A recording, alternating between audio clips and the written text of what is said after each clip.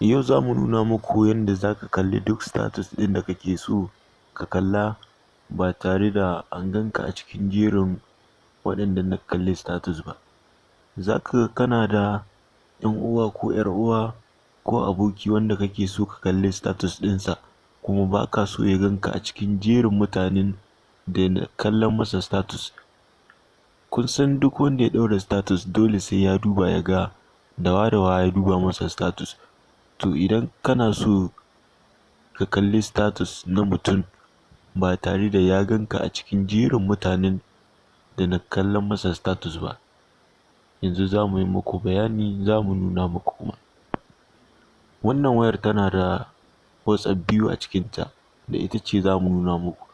Ɗayan WhatsApp mu ɗaura status da shi, ɗayan WhatsApp ɗin mu kalli abin ba tare da wannan ya gan mu ba. To kun ga wannan WhatsApp da shi ne za mu ɗaura status. Kun ga mun zo kan gefen da status namu yake. Wannan ɗayan WhatsApp ɗin da shi za mu ɗaura status. Sai mu je a ɗayan WhatsApp ɗin mu kalli wannan status ba tare da wannan WhatsApp ɗin ya ga mun kallon masa status ba. Kun ga yanzu mun ɗaura status ɗinmu a wannan ɗayan WhatsApp ɗin yana kallo din. Kun ga yanzu status namu ya shige. Yanzu za mu je a ɗayan WhatsApp ɗin mu kalli wannan status ba tare da an gan mu ba.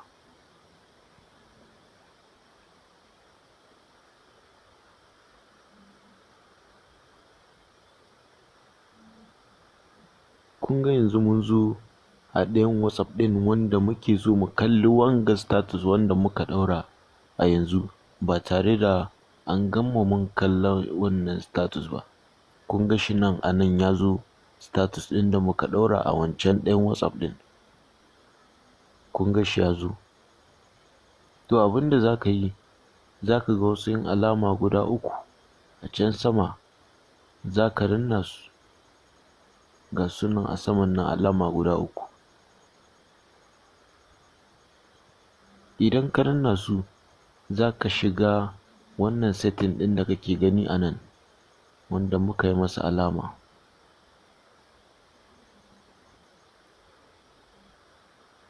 Bayan ka shigo setting, za ka shiga account. Idan ka shigo account, za ka shigo privacy. Idan kuma ka shiga privacy, bayan ka shigo privacy za ka ga wata 'yar alama da ka gani a kunne. Wannan alamar da kuka gani a kunne, wannan alamar. To idan ka kashe wannan alamar, duk status ɗin da kake so ka kalla, za ka kalle shi ba tare da wanda ya ɗaura status ɗinsa ya ganka a cikin jerin waɗanda na kalli status ɗin da ya ɗaura ba. Duk status ɗin da kake so ka kalla za ka kalle shi ba tare da an ganka ba. Idan kuma ka bar shi a kunne, za ka kalli duk status ɗin da kake so ka kalla kuma a ganka ka kalli status. Kun ga yanzu mun kashe wannan alamar da kuke gani, kun ganta mun kashe ta. Yanzu za mu je kan status ɗin da muka ɗaura domin mu kalle shi ba tare da an gan mu ba. Kun ga status ɗin wanda muka ɗaura a ɗayan WhatsApp namu. Kun ga har sin mun danna saboda wancan ya ga mun kalli status ɗinsa, amma duk da haka nan bai gani ba, zai ga mun kalli status ɗinsa ba. Kun gani muna kan kallonsa har yanzu. To yanzu za mu je a ɗayan WhatsApp ɗin wanda muka ɗaura wannan status mu gani shin an nuna mana wannan ya kalla mana status ko bai kalle shi ba. Kun ga mun dawo kan WhatsApp ɗin wanda muka ɗaura status da shi.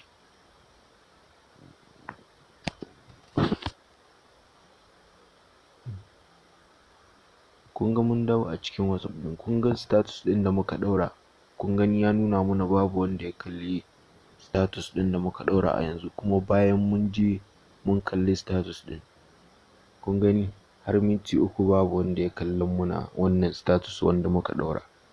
To idan kuma kana so ka kalli abin a nuna ka kalli status ɗin, za ka je inda muka kashe wannan alamar da muka gwada muku a can baya, za ka je ka kunna ta, ka kalli duk status ɗin da kake so ka kalla, kuma za a nuna musu tabbas ka kalli status, za su ganka a cikin jerin mutanen da na kalli status ɗinsa.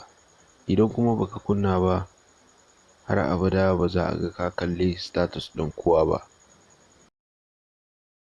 Idan kuma kana so ka kalli status ba tare da an ganka a cikin jerin mutanen ba, za ka shigo a nan ka kashe wannan alamar, sai ka je ka kalli duk status ɗin da kake so ka kalla. Bayan ka gama kallon duk status ɗin da kake so ka kalla, sai ka dawo ka koma kunna wannan alamar, sai ka je ka kalli duk status ɗin da kake so ka kalla, wa'inda kake so su ganka ka kalli status ɗinsu.